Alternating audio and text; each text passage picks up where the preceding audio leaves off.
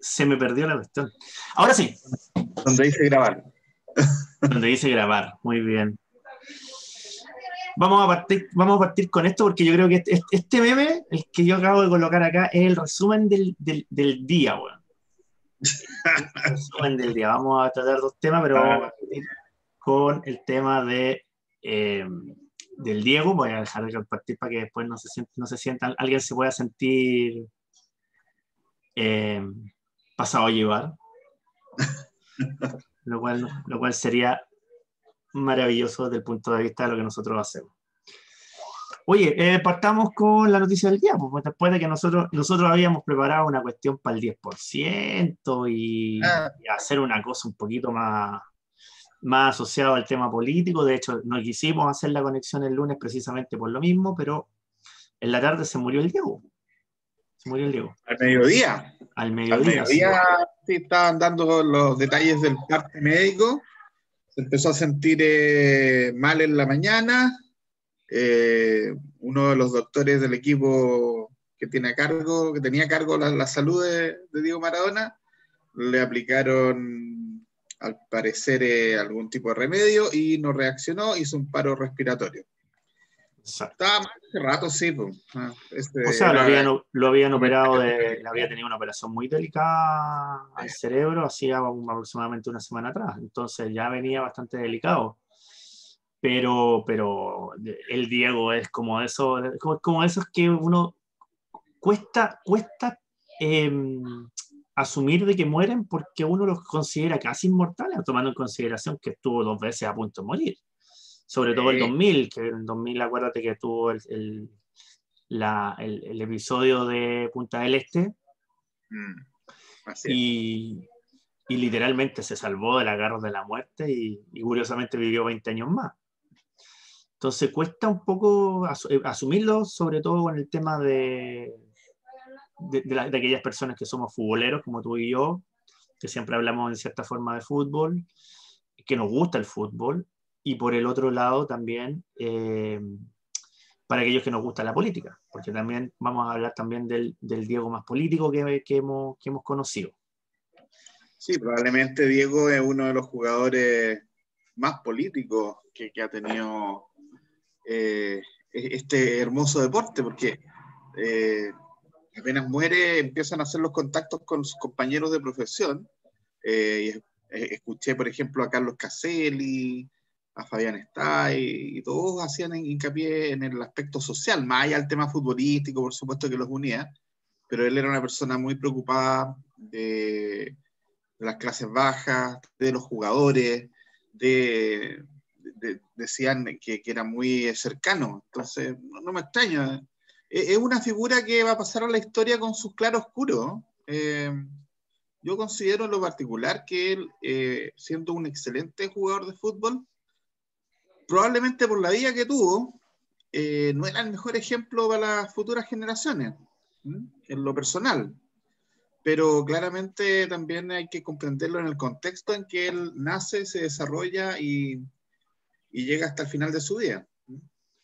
Hay hartas críticas además en ese aspecto. Sí, pero yo creo que él tuvo una frase. Yo siempre consideré al Diego, más allá de su vida, de su exceso, de su tema de genialidad futbolística, yo siempre consideré al Diego como una persona muy inteligente, bastante inteligente a pesar de su poca preparación, en términos de conocimiento.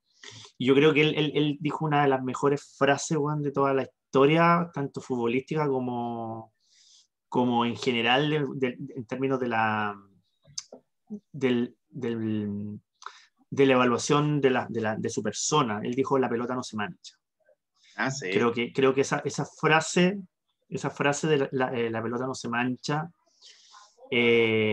simbolizaba lo que era Diego Maradona. O sea, él decía, él sabía que era un genio del fútbol, él sabía que había generado toda una revolución desde el punto de vista del fútbol latinoamericano y específicamente el fútbol argentino. El fútbol argentino es uno antes de Maradona y otro después de Maradona, no solamente en términos de prestigio, sino que en términos además de formación de jugadores. de impacto en términos prácticos de la generación de jugadores, pero tenía esta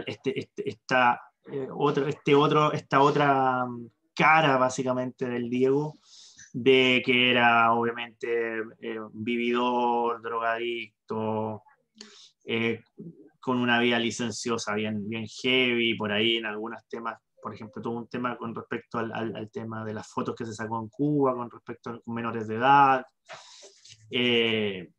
Y también, para que andamos con cosas, una cosa que nos toca a ti y a mí, que también era pues, bueno para comer. Pues. Sí, pues, obviamente. Se subió y bajó de peso 1000 veces.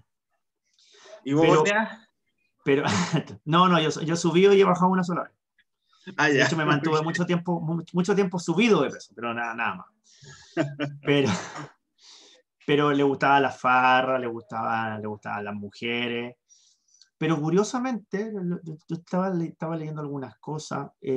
Por ahí vi una transcripción parcial de lo que fue la última entrevista del Diego, la última en que se le puede entender algo, básicamente. Claro, ese es el tema. Porque ya al final ya tenía graves problemas de comunicación. Pero siempre recordaba, y creo que le preguntaron creo que dentro de eso le preguntaron cómo lo iba a ser recordado y todo el cuento, y ella recordó mucho a su mujer, a Claudia Viñafaña, sí. Que al final fue el gran amor de su vida junto con su hija. Entonces, si bien él era un tipo muy zafado en términos públicos, también porque lo consumió la fama, lo consumió el éxito desde el punto de vista de su vida personal, pero él creo que nunca perdió, y es una de las cosas que más ha valorado la prensa argentina. Yo he visto mucha prensa argentina el día de hoy con este tema, programas de televisión, noticiarios, prensa escrita, lo vi un rato durante la tarde, y valoraban mucho que él, a pesar de ser una persona muy famosa y con todos sus excesos que tuvo con respecto a la fama, nunca perdió la dinámica de ser una persona de pueblo, de ser una persona sí. Del estrato bajo y valorando lo que es el estrato bajo. Sí, en el caso de Diego es difícil hacer una evaluación probablemente porque es una persona, como te digo, con claro oscuro, entonces no corresponde como a ese perfil de los héroes. Los héroes, uno siempre dice, son el que te va a salvar, el que es bueno, el que es un ejemplo, etc. Acá no, tú ves que, por ejemplo, en Argentina lo idolatran, hay hasta una iglesia maradoniana, estaba escuchando la forma en que lo estaban despidiendo, era claramente como ir a misa, o sea, imagínate, pero con la figura de Maradona. Y ellos, claro, le agradecen a Diego sobre todo por, de alguna forma, darles una alegría en una época en que lo estaban pasando muy mal. ¿Ya? Entendamos que en el caso tuyo, en el caso mío, nosotros vimos jugar a Diego en vivo. ¿Ya? Sí. No es como en el caso de Pelé, donde uno tiene como la referencia, yo me recuerdo haberlo visto jugar en el Santos, perdón, en el Cosmos, pero eso ya era al final de su carrera.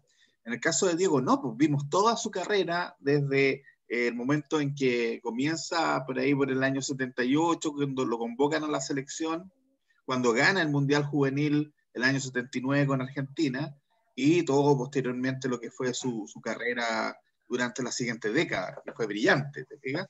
Sin embargo, en el caso de sus relaciones con la mafia, en el caso de la droga, obviamente algo que nos lleva también a reflexionar. Yo creo que sí nos sirve de ejemplo respecto de la forma en que no hay que vivir la vida. Él mismo decía, imagínense si yo no hubiera consumido droga, ¿qué alto habría llegado?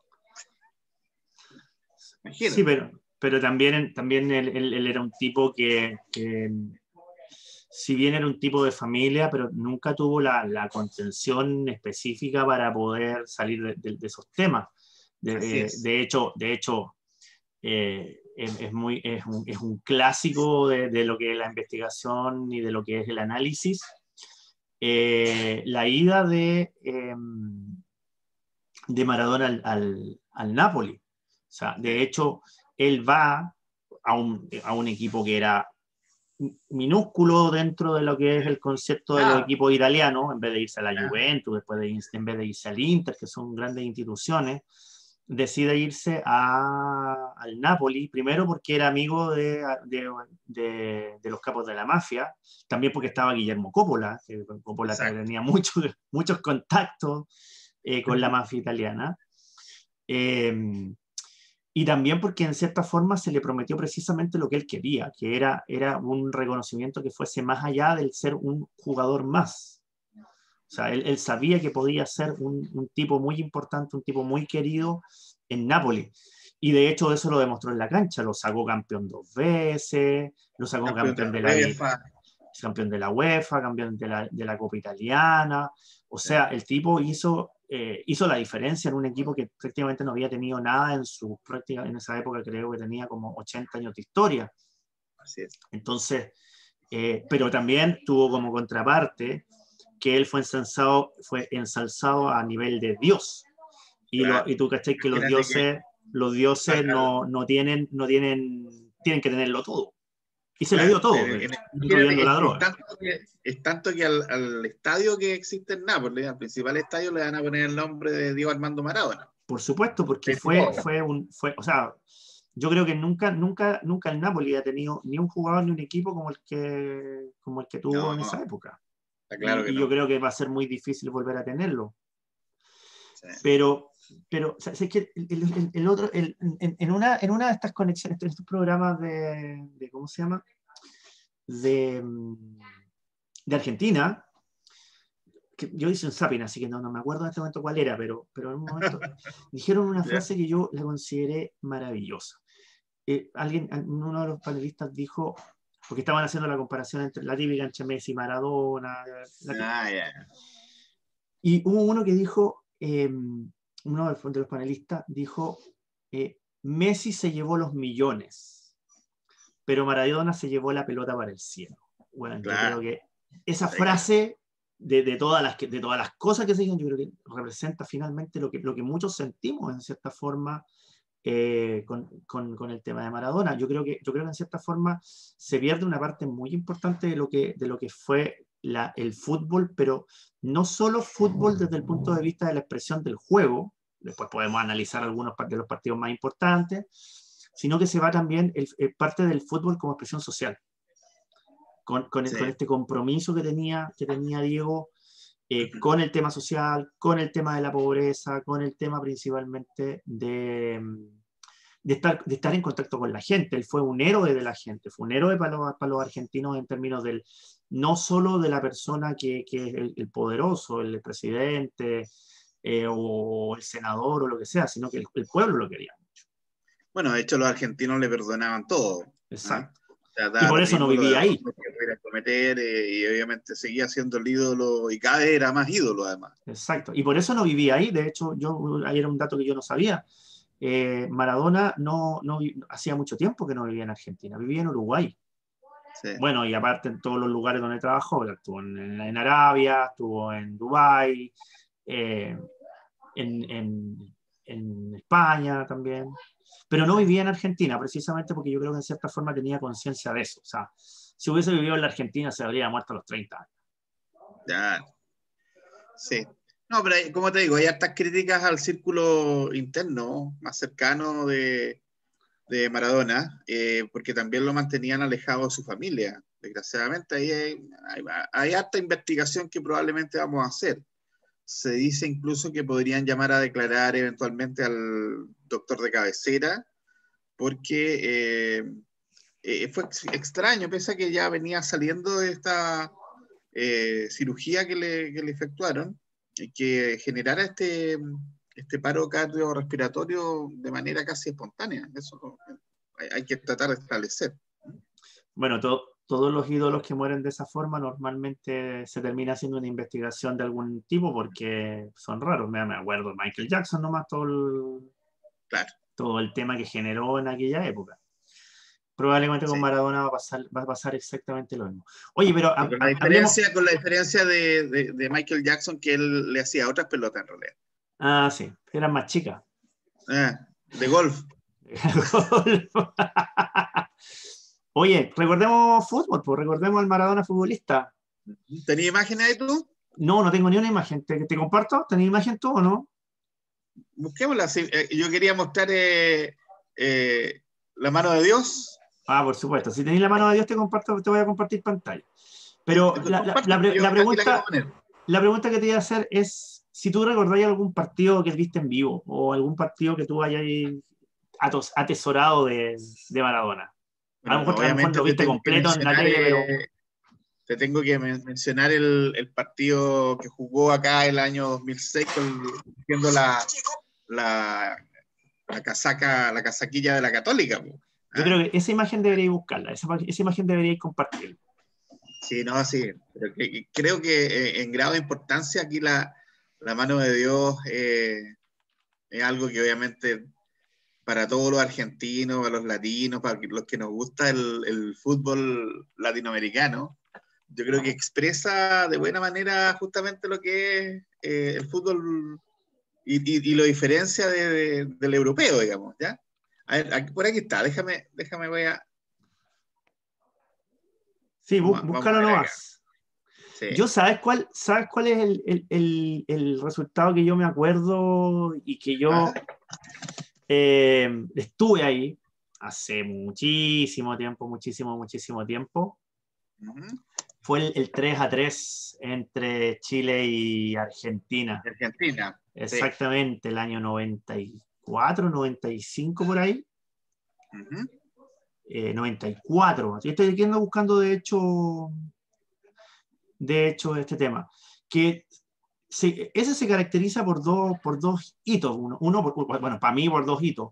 Uno fue porque estaba Maradona. Yo siempre quise ver a Maradona jugar, siempre. No solo por su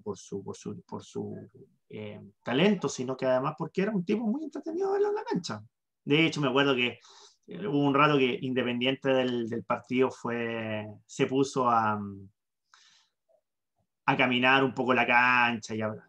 Ahí se ve la mano de Dios. La mano de Dios. Aquí vamos a ver la mano de Dios para compartirla con sonido. Y la dan finalmente para atrás al portero inglés Peter Shilton. Peter Shilton. El equipo de Argentina siente que está a su alcance el poder llegar con más frecuencia al marco enemigo y está con mayor velocidad. Sin embargo, en esa acción que tú mencionabas en la que Maradona se esperaba esa genialidad, ahí se concretó hacer el fútbol. Maradona está entre dos, vean cómo le marcan y la habilidad del argentino empieza a cambiar la velocidad, va entre dos, abre para la pared, allá con Valdano Maradona.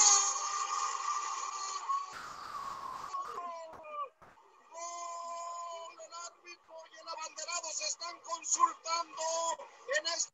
Bueno, claramente, si hubiera habido VAR en aquella época, lo hacen mierda, pues, bueno. Entonces, y cagan la imagen, cagan el tema. Oye, búscate la imagen claro. con la camiseta de la Católica. Esa es una gran. Sí, creo que hay imágenes. A ver, déjame buscarlo también. Búscalo en imágenes, porque hay imágenes de eso. No, ese 3-3, que fue un partidazo, porque fue un partidazo. Sí, me acuerdo que fui a ver a Maradona, pero fue la primera vez que yo me acuerdo que el Matador Salas fue figura en esa. Ahí estamos, mira, 2006. Ahí está, sí. Vamos a elegir esta, que es la... Y jugó, yo reconozco que vi la imagen, tú me mandaste la foto, pero ¿por qué jugó en la Católica? ¿Fue una despedida de alguien? Eran partidos benéficos, sí. Vamos a seguir, Diego Armando Maradona.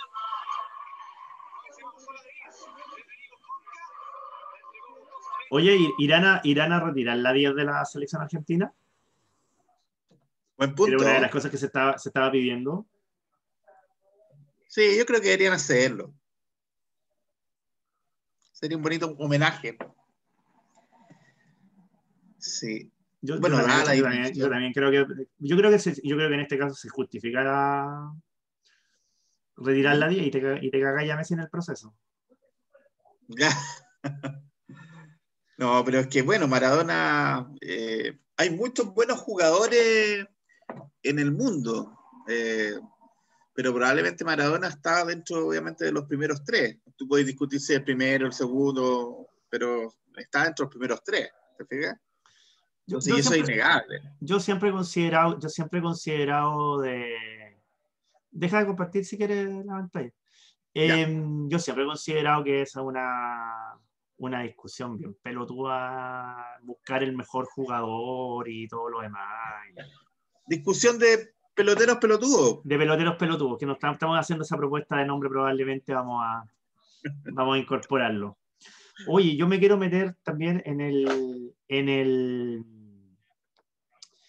el Maradona más político. Y aquí a mí este tema me gusta. Pues, ¿sabes por qué me gusta el Maradona más político? Porque hay mucha gente que considera el fútbol como el opio del pueblo y que aliena la mente de la gente y que, no se, que por eso no se preocupa de lo importante y bla, bla, bla, bla, bla. Y con Maradona tú te das cuenta que el fútbol es un vehículo político muy importante desde el punto de vista del posicionamiento de temas. Y no solo el posicionamiento de temas, sino que de propuestas, básicamente. Hay que recordar que Maradona era un tipo muy de izquierda. Estamos hablando que él era lo que actualmente podría ser considerado un castrochavista. Era amigo de Fidel Castro. De hecho, curiosamente, a mí me llamó la atención. No es que Maradona haya querido ser amigo de Fidel Castro, sino que fue Fidel Castro el que quería ser amigo de Maradona. Curiosamente, ese dato salió hoy día. Siempre se pensó que había sido, en cierta forma, Maradona el que había buscado a Fidel Castro, y en realidad fue al revés. Claro. Oye, pero mira las coincidencias que tiene la vida. Todo esto. Claro, que mueren el mismo día Fidel y Maradona. Sí. Ahora deben estarse fumando un puro en los dos allá en donde estén. Bueno. Yo creo. Bueno, dicen que Maradona en las últimas etapas estaba consumiendo mucho alcohol, mucha cerveza principalmente. Se tomaba como 30 litros de cerveza al día. Imagínate. Conchito. O sea, la cerveza en términos prácticos no hace mucho, pero si te tomáis esas cantidades, más que por el alcohol, es por la cantidad de agua que te podía hacer pelota. Sí, no, pero por eso te digo, y hay un tema que, ¿sabéis cuál es el tema? Déjame buscarlo. Voy a buscarlo por mientras, pero mientras tanto lo voy a relatar. Que fue uno de los últimos mensajes post de Maradona. Lo voy a buscar. Ya, mientras tú lo buscáis. Oye, a propósito de tu perro que tenía ahí, ¿ya? Que también se escucha de fondo, la bestia. Que estoy preocupado con la perra de la casa porque anoche estaba viendo un programa de política, creo que eran Mentiras Verdaderas, y ¿ya? se pone a ladrarle a los diputados, weón. Capaz que sea más inteligente de lo que creemos, weón. Es que tu perra reconoce a los ladrones, pues, weón. Pero está histérica ladrándole a los diputados. Pucha. Estamos preocupados acá. Sí, no, por eso te digo.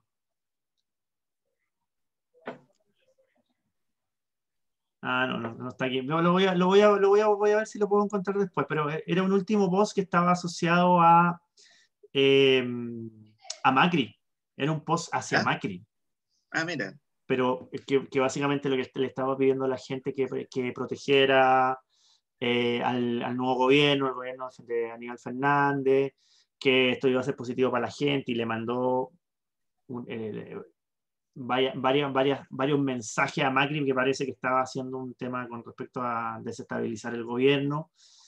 Es decir, hasta el último momento, y creo que esto tiene un mes atrás, un poco más de un mes atrás, él seguía participando activamente en el tema de la defensa política de lo que él consideraba que era correcto, que era una posición más de izquierda, más castrochavista, más distributiva desde el punto de vista práctico.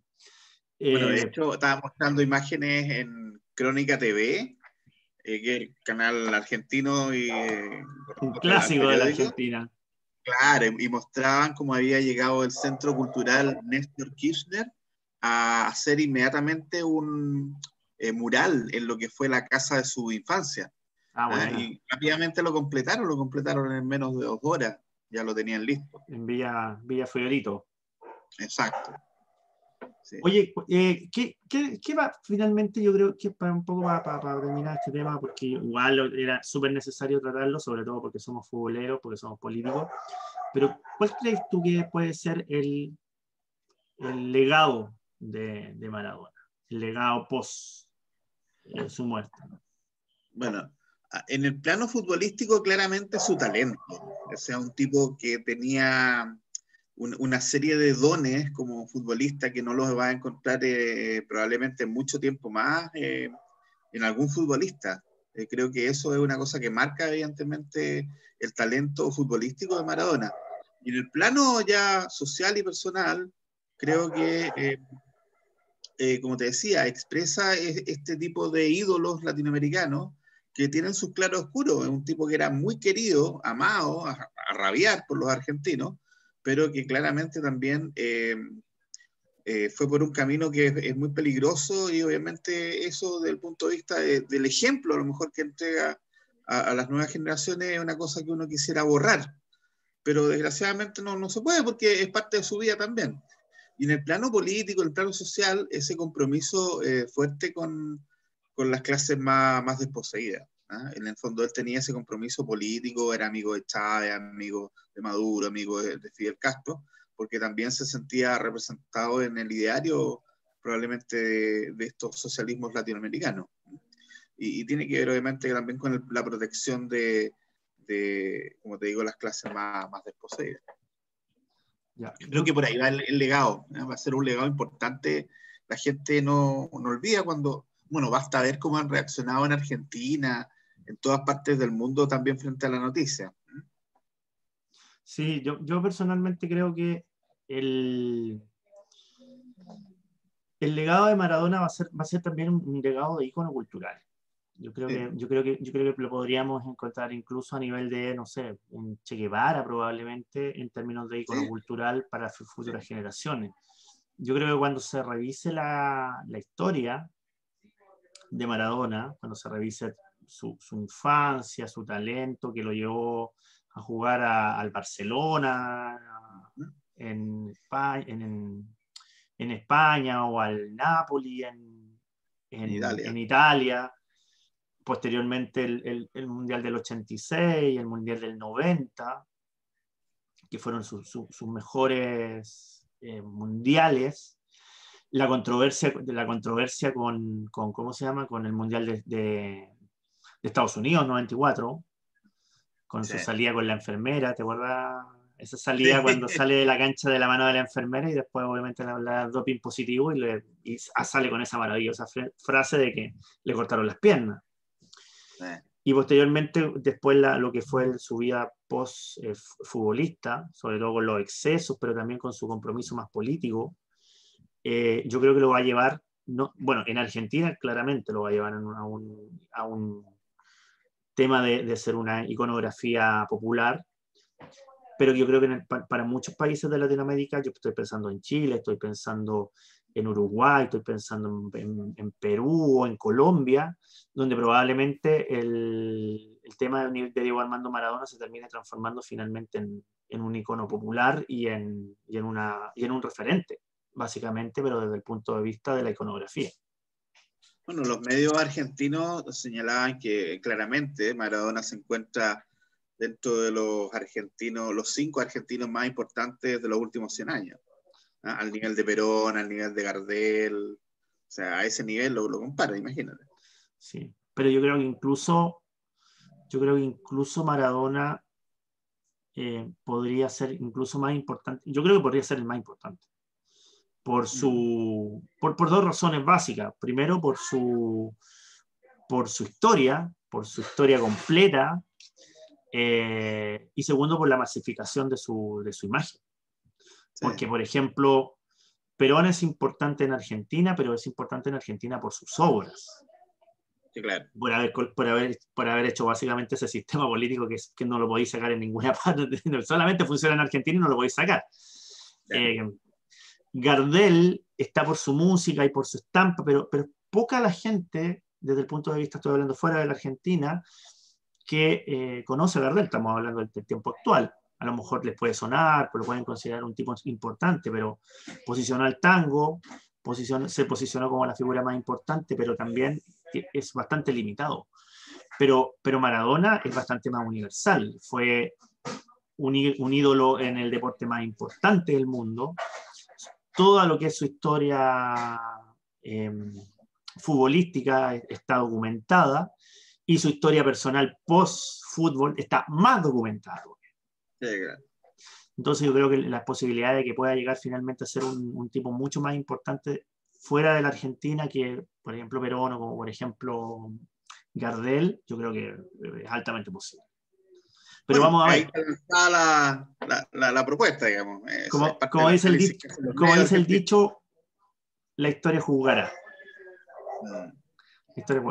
Pero, puta, bueno, el gobierno argentino dio 3 días de duelo. Yo considero que fue súper poco, pero bueno, son ellos, me imagino que tendrán alguna limitación.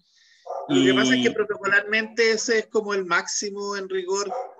Tú puedes ampliarlo más de 3 días, pero protocolarmente para una figura civil, digamos, es harto, es harto. Pues imagínate, por ejemplo, aquí cuando muere Nicanor Parra fue un día. ¿Okay? 3 días, desde el punto de vista del protocolo, incluso a nivel internacional, debiera ser una autoridad de alto nivel, como un presidente, incluso a lo mejor que estuviera en el poder. Eso haría que llegue a más de 3 días. Entonces, sí, es una muy buena señal en todo caso que sean 3 días. Sí, no es poco. Sí. No es poco, pero igual para la importancia de Maradona, por lo menos para los argentinos, yo creo que se va a hacer poco. Se va a hacer poco. Y bueno, en estos días vamos a ver bueno, ya hay algunas reacciones del pueblo argentino, se habían juntado algunas personas en el obelisco. Vamos a ver cómo va a ser el tema del... ¿Ah?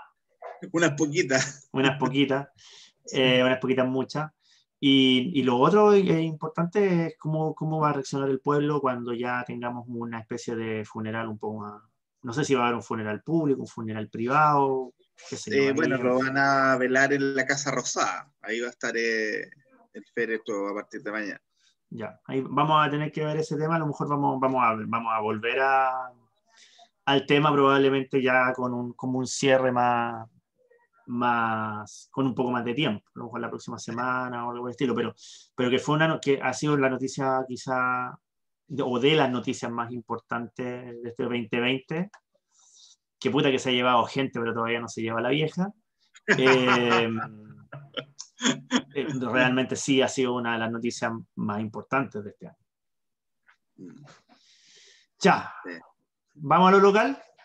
Vamos a lo local. Veamos cosas mundanas como lo local. Sigamos hablando no cosas de la divinas pelota. Como la muerte del dios. Sí, pasamos de la pelota a los pelotudos. Parte tú, porque yo, sabes que ya estoy con ganas de tirar la toalla, weón, de hablar de la política chilena, weón. Me parece que me voy a dedicar a hablar, no sé, weón, de hacer bonsai. Vamos a empezar a dedicar a hablar de hacer bonsai. No es me malo. tienen medio aburrido ya, weón. Bueno, estamos acá en medio de la discusión del 10%. Habíamos quedado el otro día en que el gobierno había enviado un requerimiento ante el Tribunal Constitucional y ahora, bueno, ya el gobierno ingresó su propio proyecto. Y ahí hay, mira, una cosa que es bien importante, que la gente de repente se habla genéricamente del retiro. El proyecto que plantean los diputados, eso es una reforma constitucional, porque obviamente ellos no tienen la capacidad de establecer algún tipo de lineamiento si involucra dinero, presupuesto, digamos. En el caso del presidente, del Ejecutivo, sí tiene esa prerrogativa. Entonces, en el caso del proyecto que envía el Ejecutivo, es realmente eso, es un proyecto de ley y requiere incluso un quórum menor. En el caso de esta iniciativa, esta moción que presentan los diputados, como es una reforma constitucional, requiere un quórum mucho más alto, porque están modificando la Constitución justamente. Entonces, sí. Al parecer las dos mociones, las dos propuestas, ya se parecen bastante, y la gran diferencia radicaría principalmente en el hecho de que se está discutiendo todavía las personas que retiraran o efectuaran, digamos, este segundo retiro, tendrían que tributar en todos los tramos, ¿ya? O sea, si tú tienes un ingreso por sobre 688.000 pesos, caes en el primer tramo, que es el 5%, y vas a terminar pagando, si sacas 1 millón, alrededor de 40.000 pesos. ¿Ya? Eso va a ser la siguiente operación renta. Pero en el resto de las otras cosas, ya al parecer el proyecto hubo acuerdo en que, por ejemplo, no fuera obligatorio la restitución. Si tú quieres hacerla, sería bueno hacerla, porque en realidad también se puede ver afectado, lo puedes hacer en el tiempo, además, tienes que programarte. Tampoco se estableció ese tramo inicial de 60 días que planteaba el gobierno, se bajó a 15 días hábiles para el la primera parte del retiro, la primera cuota, y 15 días más para la segunda. ¿Ya? Entonces, en la práctica ya los proyectos se están pareciendo mucho. Lo importante, como han planteado muchos de los diputados incluso, es que finalmente este dinero llegue a la gente porque la gente lo necesita. Se han entrampado mucho en la discusión respecto del pago de los impuestos para las rentas más altas, pero el 90% de la gente está entre el primero y el segundo tramo. El resto, obviamente, ahí corresponde a sueldos que son de 2,5 millones hacia arriba. Exacto. Oye, yo ¿sabes qué? Mira, voy a hacer un análisis no tan técnico como lo tuyo, pero sí un poco más político, bastante más político en general. Ahí le vamos a dar el cuento. Bueno, el presidente encargado, ahora le puse un presidente encargado, no interino. Le puse el presidente encargado, Rodrigo Villa. Segundo apellido Guaidó. Oye, claro, pero él es el de arriba, el presidente encargado de la República Chilena. Salió, bueno, y con el vocero Piñera, que estaba defendiendo el tema, salió con una jugada que yo al principio, cuando hicimos la conexión, hace unos días atrás, yo la vi como una locura, que fue este proyecto presentado. Pero ¿sabéis qué? Yo le di una vuelta de tuerca más, y ¿sabéis qué? Yo reconozco que le quita el protagonismo a lo que se le ha llamado la enemiga pública número 1 de el Partido del Orden. Así, lo voy a colocar así. Sí, claro. La enemiga pública número 1 del Partido del Orden, que se llama Pamela Giles. Sí. Yo creo que viendo el envío del proyecto, el envío al Tribunal Constitucional del proyecto de Pamela Giles y de los diputados obviamente que lo apoyaron, y posteriormente la discusión del Senado, que fue hace 2 días atrás, más la votación, o sea, la discusión no en el Senado, la discusión en las comisiones, Hacienda y Trabajo. Yo debo reconocer que desde el punto de vista de estrategia política, yo debo aplaudir al presidente encargado. Debo aplaudir. Lo que te decía el otro día, no es una mala estrategia porque baja inmediatamente la visibilidad. Es que fue muy bien hecho. ¿Por qué? Porque tenías un proyecto que estaba listo. Lo único que faltaba era que pasara al Senado, el Senado dijera ok, y tú lo tirabas. Y todas las flores quedan en el Parlamento, en el Congreso, y obviamente el mayor ramo se lo lleva Pamela Giles por haberlo impulsado y haber cateteado por este segundo retiro. Pero cuando mandas esta dinámica, la mandas con una dinámica muy interesante. ¿Por qué? Porque tú mandas el proyecto, mandas el tema del Tribunal Constitucional en términos de objetar el proyecto de Pamela Giles, y lo congelas.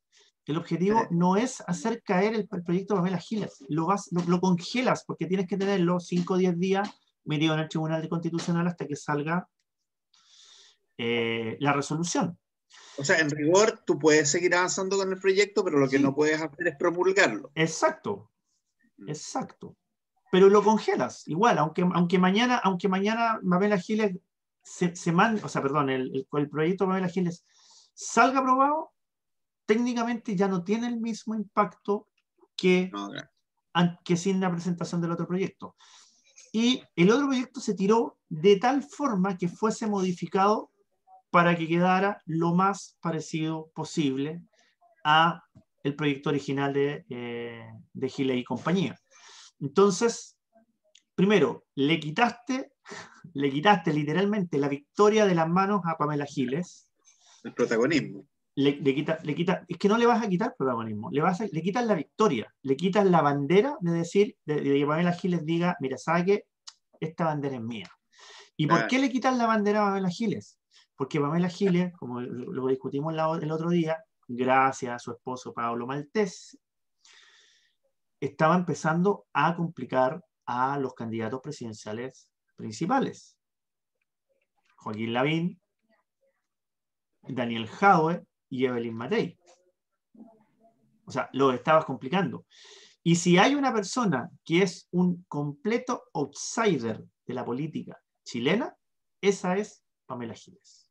Sí, claro. Si tú le dabas la bandera del retiro del segundo 10% a Pamela Giles, la podrías haber dejado posicionada de muy buena forma para la competencia presidencial que se va a venir el próximo año. Bueno, de hecho, amerita un análisis desde el punto de vista de la construcción de imagen. Es súper interesante como análisis de caso. Exacto. ¿No? Y además se da en un tiempo súper corto. Yo creo que hay pocos casos en que el trabajo de diseño de imagen tenga como todos los componentes necesarios para justamente llegar al nivel de notoriedad que tiene hoy en día Pamela Giles, porque lo están poniendo las últimas encuestas al mismo nivel de Jadwe, compitiendo claramente con Lavín. Entonces es interesante poder analizar de la perspectiva de cómo se fue construyendo esta imagen. Tú ahí mencionas a Pablo Maltés. Yo creo que también es harto trabajo de ella, pasar Sí. desde una esfera desde la farándula, digamos, saber leer muy bien el mapa político, hablarle a los sin moneda, por ejemplo, a los nietecitos, ¿te fijas? Eso también tiene que ver con una estrategia bastante bien elaborada, no es arbitraria ni es al azar, es una cosa que obviamente tiene un diseño. Mira, un poco para hacer la relación la relación longitudinal, la relación de tiempo. ¿Cuándo Pamela Giles se posiciona como una figura interesante desde el punto de vista político? Cuando hace el Naruto. Sí, claro. claro. Esto estamos hablando del primer retiro. Cuando se promulga el primer retiro, ella hace el famoso Naruto en la Cámara de Diputados, que mucha gente dijo, pero ¿cómo esta estupidez, esta vieja que hace el Naruto? Bueno, Claro. Nosotros creo que nosotros lo vimos acá y nosotros dijimos, ojo, que el Naruto le está risa. hablando al joven. Sí, obvio. Obviamente antiguamente tenía este tema de los sin moneda, estaba con el tema de los nietecitos que viene de mucho tiempo, pero el punto de partida es el Naruto. Después del Naruto, ella toma la bandera del segundo retiro, lo comienza a mover así muy por debajo y igual que todas las cosas. No, pero ¿cómo es posible que vamos a hacer un segundo retiro si era solo uno solo y bla, bla, bla? El segundo hito del posicionamiento de la Giles, de Pamela Giles, está en la franja del apruebo y el rechazo. Que te acuerdas que yo hice el comentario. El primer comercial del Partido Humanista era Vota por la Abuela. ¿Te acuerdas? Que nosotros lo dijimos acá, dijimos, vota con la abuela, vota con la abuela. Y aparecía obviamente esta imagen del Naruto que hizo en la Cámara de Diputados y le hablaba a los nietecitos, le hablaba a los sin moneda, le hablaba a todo eso, a toda su gente, básicamente, a su base de apoyo, pero decía, vota por la abuela. Después, obviamente, por la extensión de la campaña televisiva de la prueba y el rechazo, fueron modificando, pero siempre también en el mismo sentido. Y después de que termina la campaña, o cuando estaba por terminar la campaña, empieza lo del 10%. Y ahí ya había posicionado a la Giles desde el punto de vista del inconsciente colectivo. Sí, claro. No, y además que logras notoriedad en grupos que habitualmente son o están más bien alejados del proceso electoral. Los jóvenes siempre se discute mucho de que si fueran a votar en masa, lograrían obviamente cambiar el destino probablemente de una elección. Y eso no ha ocurrido. Entonces, lo que yo he propuesto muchas veces. Por eso te digo. Y no solo los jóvenes, ojo, que hay una buena cantidad de adultos que no votan por distintas razones. Pero fíjate en una cosa, y aquí es donde yo empiezo con los paralelismos, y a lo mejor a ti te va a interesar lo que voy a proponer acá, porque lo podéis investigar como caso, y en una de esas te puede servir, o nos puede servir para hacer clase y todo lo demás. Fíjate que yo cada día veo más paralelos entre lo que es Pamela Giles y lo que es Donald Trump. Y lo digo desde el punto de vista siguiente. Donald Trump construye su personaje que finalmente llega a la Casa Blanca cuando se mete al mundo, bueno, él parte en el mundo de la farándula, pero se mete al mundo de los realities. Sí. Pamela Giles, en Chile, comienza a construir su personaje. ¿Te acuerdas en aquella época cuando ella se postuló y decía que iba a ser candidata a la presidencia de la República? Ah, claro. Estamos hablando 2013, probablemente, 2012, No, por ahí. Sí, por ahí. ¿Te acuerdas que la trataron de loca, de todo lo que sea? Pero después de eso, ella se reconvierte, porque ella en esa época, acuérdate que era la periodista erótica, andaba con la pluma y todo lo demás.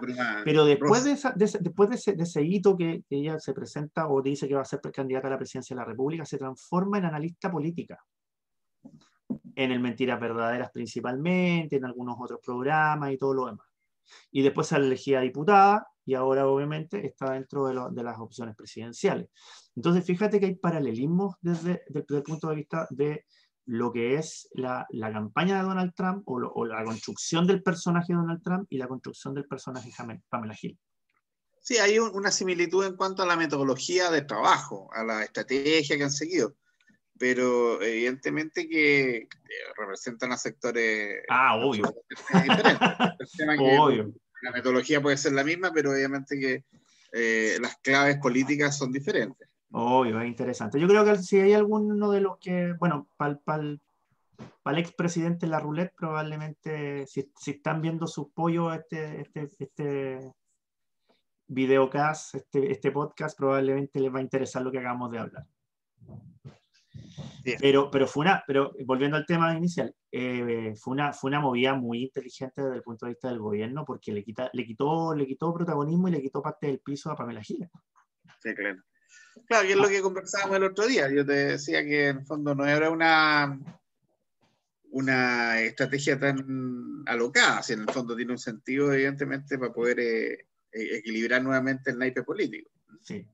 Ahora, el tema contrario es que tuvo un tema colateral que yo personalmente creo que Piñera no se lo esperaba, que tiene que ver con la polémica que está actualmente en Twitter con Felice y Forrado. Claro. Yo vi anoche un rato el en vivo que hizo Gino Lorenzini, donde habló de la triangulación de los Piñera con la AFP Habitat y la familia Piñera, y quedó la escoba. Quedó la Fox, la zorra, weón. ¿Por qué? Porque ahora hay comisión investigadora de la Cámara de Diputados. ¿Ah, sí? Sí, se aprobó hoy día la comisión investigadora, así que se vienen el sorteo de los temas y todo el cuento. Va a estar interesante entonces. Sí, no, y aparte hay un tema práctico, porque si desde el punto de vista práctico el presidente, o se logra demostrar que el presidente, el vocero Piñera, está involucrado en este tema, te van a ir a la risa conmigo.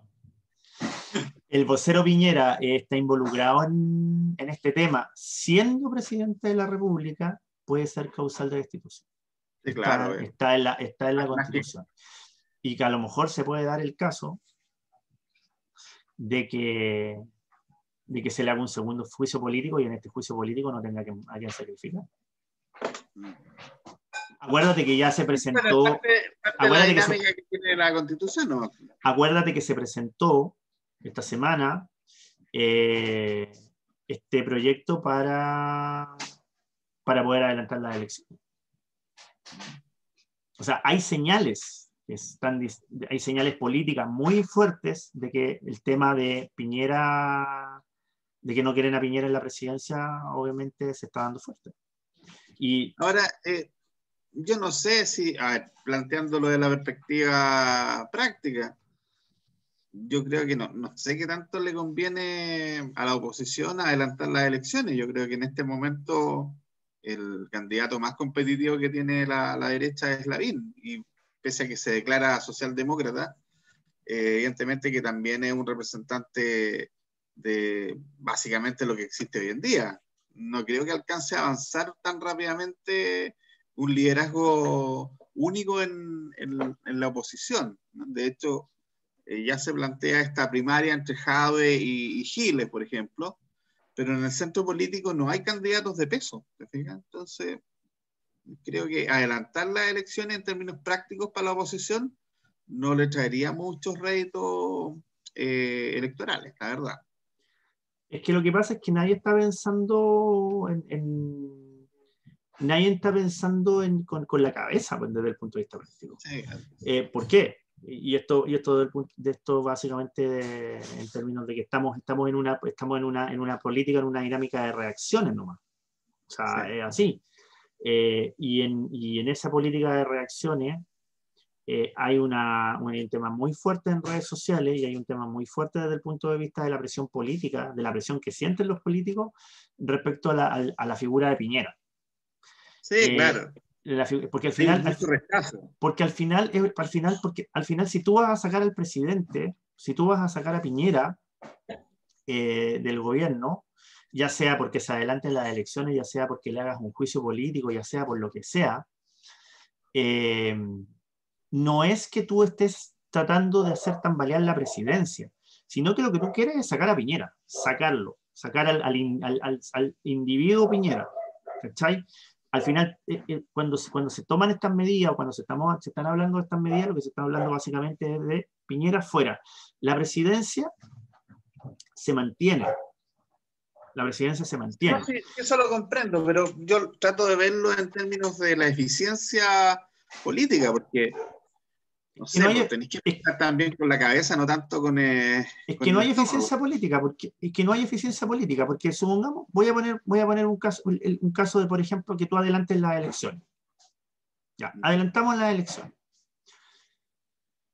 Pregunta, la primera pregunta que a uno le viene. ¿Qué es más importante? ¿La elección presidencial adelantada o la elección de los constituyentes? La presidencial, obviamente. ¿Sí? Sí, entonces, claro. si tú pensarais con la cabeza, tomando en consideración que el tema de los constituyentes es un tema de cambio efectivo y mayor de la sociedad, si tú le colocas la presidencial, es contraproducente desde el punto de vista político. Eso te digo. Pero como los políticos no están pensando en la presidencia, sino que están pensando en sacar a Piñera porque es Piñera, porque al final lo ven como un problema y no como la solución del tema, finalmente es lo que está sucediendo con lo que probablemente va a pasar con Gino Lorenzini, que se va a iniciar este tema de la comisión investigadora, o con este proyecto que quiere adelantar las elecciones presidenciales. De hecho, el momento para sacar a Piñera fue cuando le hicieron el juicio político. Pero si no lo sacaste ahí, claro, ahora no tiene ningún sentido. No, y es mucho políticamente hablando no tiene ningún sentido. O sea, yo sí. sé que probablemente mis amigos más ultra o mis amigos más antiviñeristas me van a decir, pero bueno, ¿cómo estáis diciendo esta weá? Pero es que políticamente no tiene ningún sentido sacarlo ahora. El momento de sacar a Piñera fue cuando le hicieron el juicio político y lo rechazaron porque al final la cabeza que al final rodó fue la de Chadwick. Pero ese era el momento en sacar a Piñera. Ahora, cuando tienes una elección de constituyentes de aquí a 4 meses más, 5 meses más, cuando vas a tener las elecciones presidenciales igual a fin de año y al gobierno le queda un poquito más de un año, da lo mismo. Yo me acuerdo que cuando nosotros conversábamos antes, pasó la vieja, y lo que yo siempre dije, y lo digo incluso desde antes de estudiar ciencia política, bueno, este país con el modelo actual, tú no necesitas un presidente. Tú podés colocar un mono de presidente y el país va a seguir funcionando igual. Y de hecho hemos tenido un mono de presidente y ha seguido funcionando igual. Como la Si no hubiese sí. sido por la pandemia, que fue un tema mayor, Mm. probablemente Chile hubiese seguido más o menos igual como estaba el año pasado. Oye, a todo esto, bueno, temas más técnicos, digamos. Más de mono. El dólar, claro, el dólar está justo en una franja a la expectativa del 10%, porque obviamente con el 10% se inunda el mercado de dólares. Pero a mí Obvio. me da la impresión de que el Banco Central ya empezó a vender dólares porque se ha mantenido en esa franja, pese a que han habido hechos internos y externos que podrían haber hecho que subiera un poco en relación al precio internacional. ¿Ah? Aquí como que el mercado tiene un sentido contracíclico en relación a lo que está sucediendo afuera. Así que ojo en ese sentido también con el dólar. Sí. Bueno, el dólar siempre es un buen indicador de saber, es un buen indicador político, de hecho, Sí, claro. en general. Sí. Pero es que tú tenés claro que la situación de Chile es una situación bastante especial que no está a la par de lo que está sucediendo en el mundo. No. Nosotros en este momento, en términos del tema político, somos una isla. Somos una isla política desde el punto de vista político. Si tú miras el mapa latinoamericano, Argentina está, básicamente, prácticamente todos los países latinoamericanos son una isla. Mira Argentina, mira Perú, mira Chile, mira el mismo Brasil, Sí, Venezuela, claro. ¿qué decir? Viene siendo isla hace rato. Entonces, si tú cachai, hay pocos países que en este momento podríamos decir que están alineados con lo que está pasando en el mundo. Los países del cono sur, por lo menos, están en otra. Están todos en otra. Estamos como en un clúster. Estamos en un clúster, exactamente, Sí. pero no de los positivos, sino que los clústeres que No, están claro. dañados. Sí. Así que eso. Ya. Y de ¿Algo la más que te quede vacuna, en el tintero? sí, pues la vacuna, ¿qué opinión tenés tú desde la perspectiva del avance que van teniendo en la competencia que van teniendo Pfizer, Moderna, AstraZeneca? ¿Qué te pareció a ti? ¿Desde el punto de vista de analista de las acciones o desde el punto de vista sanitario? Sanitario. Ya. No tenemos mayores movimientos de lo que teníamos hace 6 meses atrás. Yeah. O sea, a ver, cuando aparecen todas estas informaciones, y el otro día lo decía un epidemiólogo, y yo se lo había comentado a un amigo el otro día, que tenía la misma impresión, tú vas a tener 4 momentos para lanzar una vacuna. O sea, perdón, 4, no para lanzarla, sino que para el desarrollo y finalmente el lanzamiento de la vacuna. Tú tienes 4 momentos. El primero es cuando tú dices que vas a hacer la vacuna. El segundo momento es cuando tú desarrollas la vacuna y obviamente la vas a desarrollar. El tercer momento es cuando tú pruebas la vacuna y ves la eficacia, eficiencia, lo que tú quieras. Eficacia es generalmente lo que se mide. Y el último momento es cuando tú sacas la vacuna al mercado. Y esto obviamente va a tener un precio, va a tener todo lo demás. Pero el primer momento, que es cuando tú dices que vas a hacer una vacuna, y el tercer momento, que es cuando tú estás en los ensayos y dices, mira, la eficiencia de mi vacuna es 90%, es 95%, es 99%, lo que tú queráis, es para subir las acciones de la farmacéutica, cosa de que le llegue plata para hacer los desarrollos posteriores. ¿Cachai? Es simplemente una movida económica. Porque claro, cuando tú dices que vas a hacer la vacuna, te suben las acciones, te llega dinero, tú con ese dinero, lo que hacen las farmacéuticas en general, con ese dinero tú haces el desarrollo. Le pagas a los científicos para comprar equipos, hay unos monos para inyectarlo, lo que tú quieras. Ya que estamos hablando de monos. Pero cuando tú dices ahora, que estamos en el momento de ahora, que tú dices, la vacuna tanto tiene 90%, 70%, 95% como la de Moderna, eso es básicamente para que, de hecho, imagínate lo que sucedió. Cuando Pfizer dice que la vacuna tiene 90% de eficacia, las acciones subieron un 20%.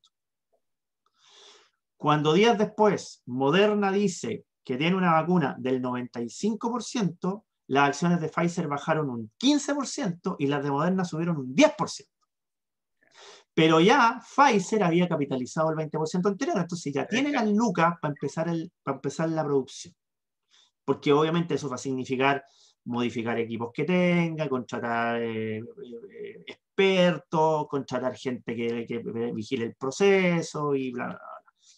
Entonces, si tú me dices qué está pasando con las vacunas, es súper simple. Las vacunas van a estar en este momento probablemente en el proceso de producción masiva, pero desde ese momento hasta que la vacuna salga finalmente como una vacuna 100% efectiva, deberían pasar por lo menos 6 meses más. Deberían pasar 6 meses más, como mínimo. Ahora, si tú querés sacar una cuestión así, pero ya medio a lo bruto, ya, bueno, 3 meses. Pero a lo bruto, así onda, se te van a morir un par de viejos, se te van a unos viejos, se te van a morir un par de reacciones alérgicas. Pero si tú la querías hacer bien, por lo menos deberían ser unos 6 meses más donde tú tienes que hacer lo que se conoce como el escalamiento. Porque cuando tú haces pruebas, los haces en pequeño.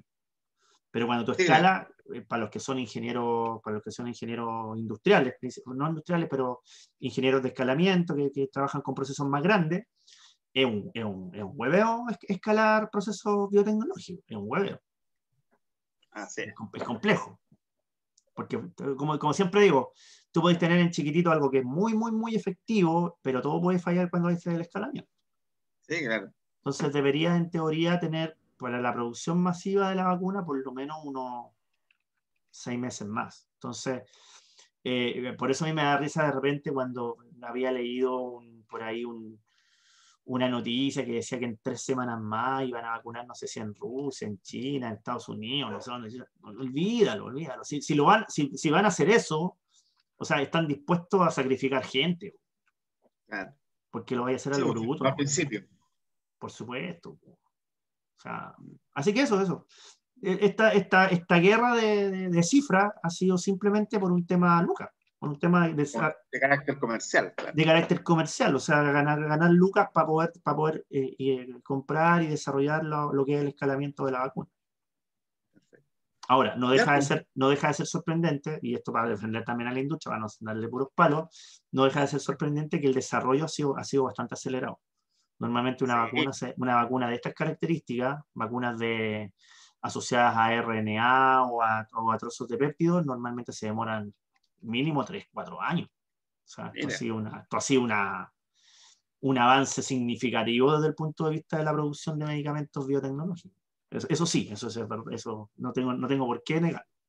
Ojalá que Chile se suba nuevamente al carro y tengamos laboratorios que puedan producir las vacunas también acá localmente. Sí, lo que planteábamos hace un tiempo atrás. Si nosotros queremos tener un centro de producción de vacunas, yo creo que tenemos la gente, tenemos la masa crítica de científicos, pero sí se necesitan muchísimas lucas para implementar un centro que sea de nivel mundial. O sea, no estamos hablando de menos de $1.000 millones o $2.000 millones como piso. De inversión inicial. De inversión inicial. Ok. Ya, pues, estamos entonces complicado. Oye, ¿recomendados? ¿Tenía algún recomendado o no? Lo tengo acá, pero dame un minutito. Ya, te doy el minutito. Yo también tengo un recomendado, pero que va a ser una sorpresa.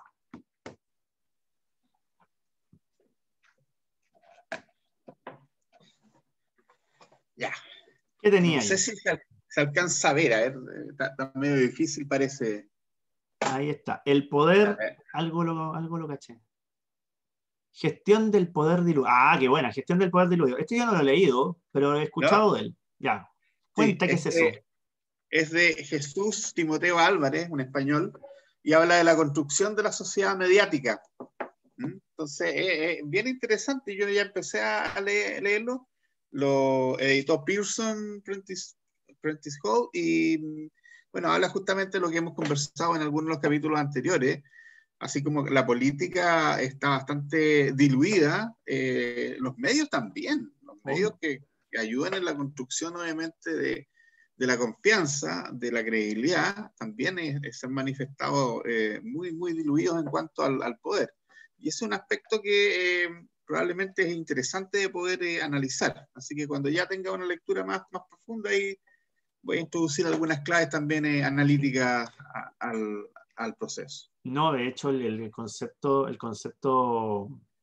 de la sociedad líquida, que es un concepto que ya lleva su tiempo, se está tomando todos los aspectos del análisis Así actual. es. Poder, política, medios, incluso la generación de estos especie de tribu o de organizaciones que básicamente defienden un solo tema o algunos temas muy específicos que finalmente no necesariamente tienen que estar conectados con lo que es la necesidad de la sociedad en general.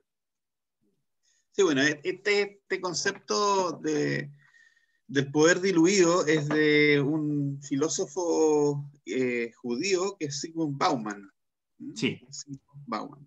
exactamente. Para quien quiera leerlo ahí también lo voy a encontrar en La Matriz, que es el primero que empieza a hablar de estos temas. Ya, después voy a buscar ese tema. Oye, de hecho se me había olvidado colocar los recomendados de la conexión anterior, pero lo vamos a buscar y lo vamos a arreglar el cosito para colocar los recomendados. Yo tengo mi homenaje a Diego. A ver. Tengo mi homenaje a Diego. Una de las cosas que muy poca gente se recordó el día de hoy, de toda la vorágine de cosas, pero que yo lo recordaba porque recuerdo haberlo visto, fue que Diego Armando Maradona tuvo un programa de televisión en Argentina. Tuvo un programa de televisión en el año 2005 que se llamaba La Noche del 10. Mira, yo creo que muy poca gente, esto ya es muy recóndito mi homenaje. Pero curiosamente, La Noche del 10 con Diego Armando Maradona tuvo 2 aciertos brillantes. El primero, los voy a mostrar porque no puedo pasar los videos. Yeah. El primero es este.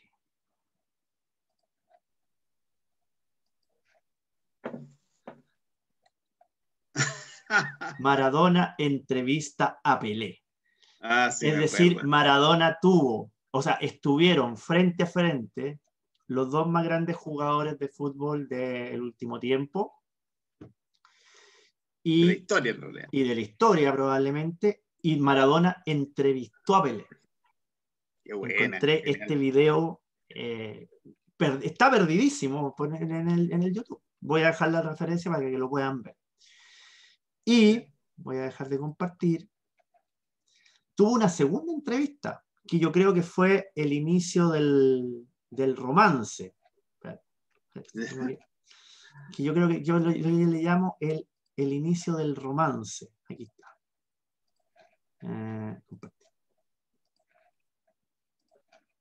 Que es este. Maradona entrevista a Fidel Castro.